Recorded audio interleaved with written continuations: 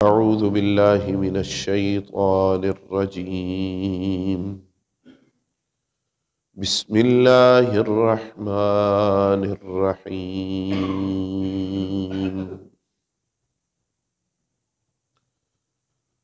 يا أيها الذين آمنوا ما لكم إذا قيل لكم انفروا في سبيل الله اثاقلتم إلى الأرض أرضيتم بالحياة الدنيا من الآخرة فما متاع الحياة الدنيا في الآخرة إلا قليل إلا تنفروا يعذبكم عذابا أليما ويستبدل قوما غيركم ولا تضروه شيئا والله على كل شيء قدير إلا تنصروه فقد نصره الله إذ أخرجه الذين كفروا ثاني اثنين إذ هما في الغار إذ يقول لصاحبه لا تحزن إن الله معنا صدق الله مولانا العظيم وبلغنا رسوله النبي الأمي الهاشمي المدني العربي الكريم ونحن على ذلك لمن الشاهدين والشاكرين والحمد لله رب العالمين۔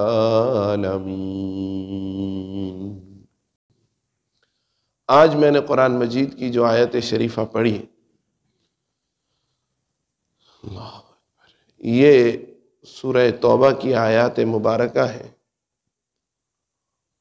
اور غزوہ تبوک کے پس منظر میں نازل ہوئی۔ حق تعالی جل شانہ فرماتے ہیں یا ایھا الذین آمنوا ما لکم اذا قیل لکم انفروا فی سبیل اللہ اثاقلتم الی الارض۔ اے ایمان والو تمہیں کیا ہو گیا جب تمہیں کہا جاتا ہے نکلو اللہ کے راستے میں، اثاقلتم الی الارض تو تم مارے بوجھ کے زمین کے ساتھ لگتے ہو،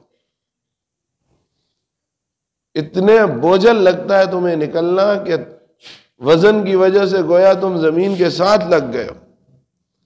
ارضیتم بالحیات الدنیا من الآخرہ، کیا تم آخرت کے مقابلے میں دنیا کی زندگی پہ راضی ہو گئے؟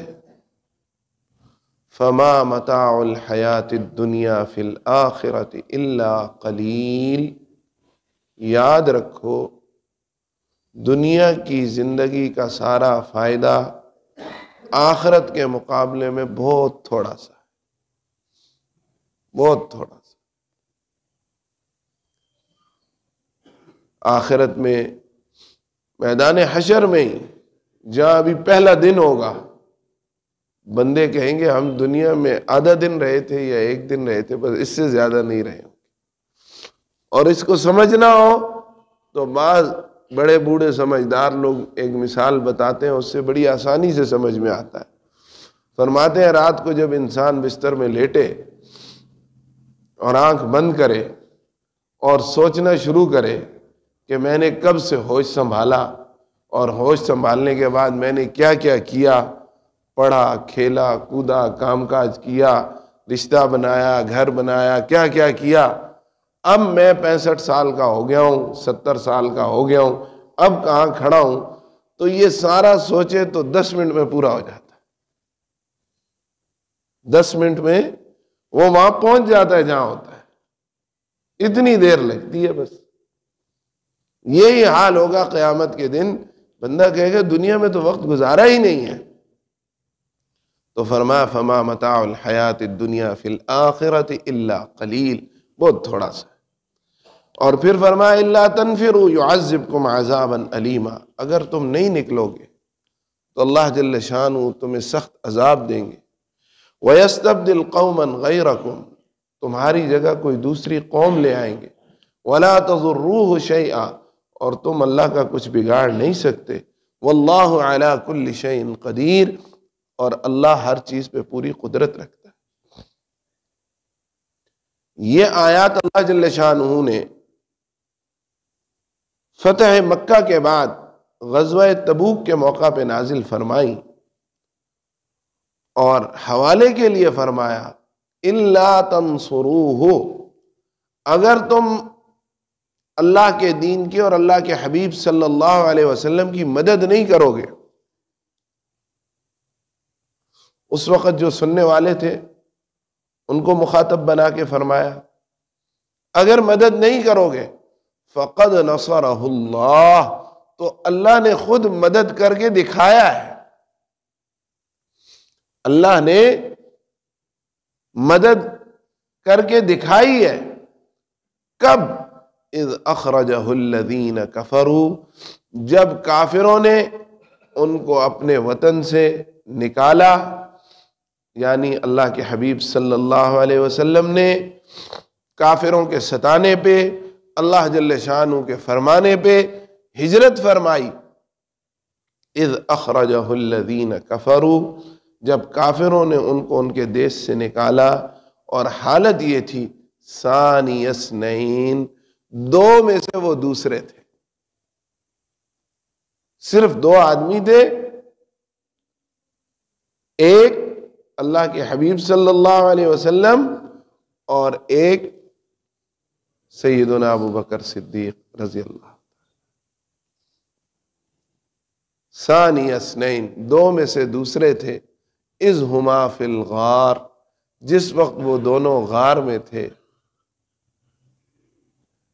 اور اذ یقول لصاحبہ، جس وقت اللہ کے رسول اپنے ساتھی سے فرما رہے تھے، لصاحبہ، اپنے ساتھی سے فرما رہے تھے، لا تحزن ان اللہ معنا،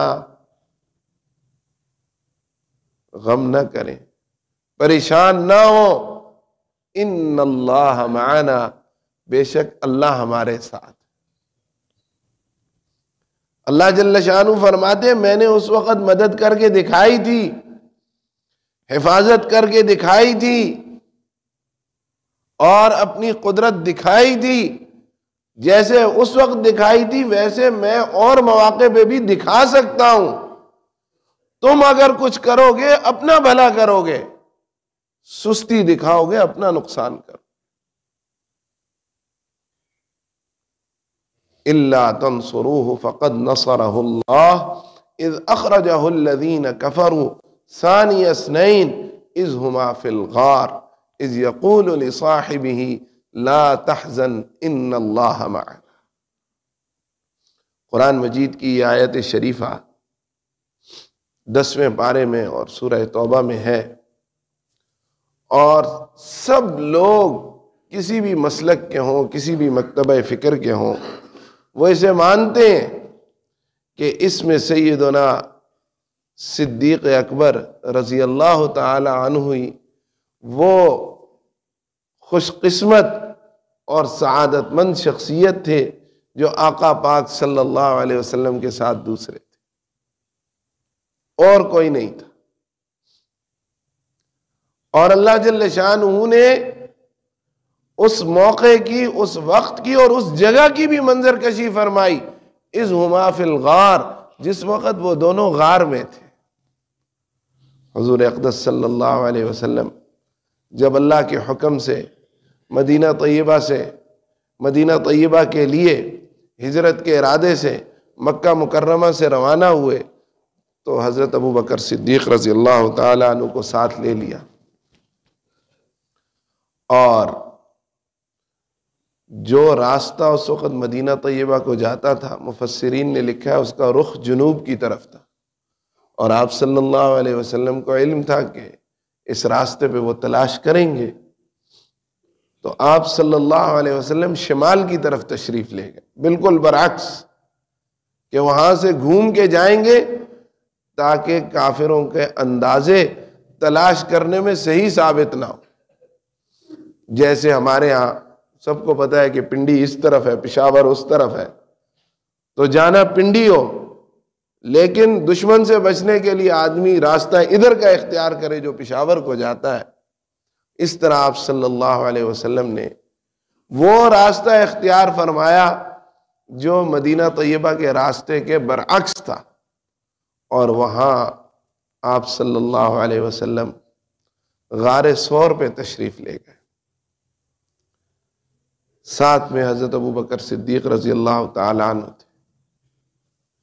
اور پھر جب اس پہاڑ پہ چڑھائی آئی، چڑھنا شروع کیا، تو سیدنا ابو بکر صدیق رضی اللہ تعالی عنہ نے گوارا نہیں فرمایا کہ آقا پاک صلی اللہ علیہ وسلم کو یہ چڑھائی چڑھنے کی تکلیف پیش آئے. اپنے کندھوں کو پیش فرمایا کہ یا رسول اللہ یہ حاضر ہیں، آپ میرے کندھوں پہ تشریف فرماؤ، میں آپ کو لے کے چڑھتا ہوں. آج بھی جوان جاتے ہیں، آپ لوگوں میں سے بھی کئیوں کو اللہ پاک لے گئے ہوں گے، وہاں حاضری کی سعادت ملی ہوگی.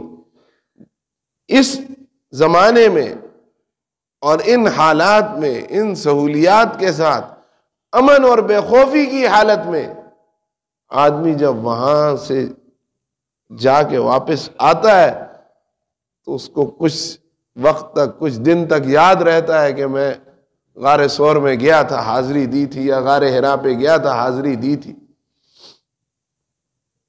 اب تو بہت سارا راستہ بن گیا، بہت ساری سہولتیں ہو گئی. اس وقت ایسی کوئی چیز نہیں تھی.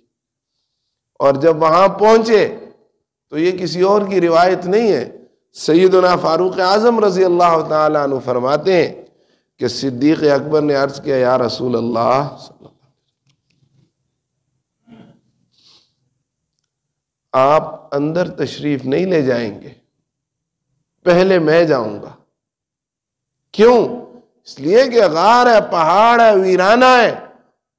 اللہ نہ کرے کوئی نقصان والی چیز ہو تو مجھے اس کا سامنا کرنا پڑے، آپ کی ذات اقدس کو کوئی تکلیف نہ پہنچے. وہاں پہ دو جگہ بنی ہوئی ہیں. ایک ذرا کشادہ غار ہے جس میں 4 آدمی 5 آدمی اگر لیٹنا چاہیں درمیانے قد کے تو لیٹ سکتے ہیں. اور ایک بالکل چھوٹا سا غار ہے جس میں داخل ہونے کے لیے بھی انسان کھڑے کھڑے داخل نہیں ہو سکتا، لیٹ کے بالکل زمین کے ساتھ ہو کے اس کے اندر گھسنا پڑتا ہے. اور بمشکل 2 آدمی اس میں پورے آتے ہیں. اور اگر خدا نہ خواستہ دشمن اس کے سرے پہ پہنچ جائے تو فرار کی جگہ بھی کوئی نہیں ہوتی. کہاں جائے گا نکل کے انسان؟ وہ تو بند ہو گیا اس میں. تو اللہ جل شانہ فرماتے ہیں میں نے وہاں حفاظت کر کے دکھائی. میں نے اپنے حبیب صلی اللہ علیہ وسلم کی اور آپ کے یار غار کی وہاں حفاظت کی، مدد کی. تو جیسے وہاں کی ویسے اور مواقع پہ بھی کر سکتا ہوں. میرے لیے اپنے دین کی، اپنے نبی علیہ السلام کی اور نبی علیہ السلام کے جانثاروں کی حفاظت کرنا کوئی مشکل نہیں. یہ آیات اس لیے منتخب کی تھی کہ ارادہ تھا سیدنا ابو بکر صدیق رضی اللہ تعالی عنہ کی سیرت مبارکہ کے اور آپ کی حیات طیبہ کے کچھ گوشوں کا تذکرہ کرنے کا. ابھی چونکہ وقت پورا ہو گیا، وہ انشاءاللہ آئندہ نشست میں. وآخر دعوانا الحمدللہ.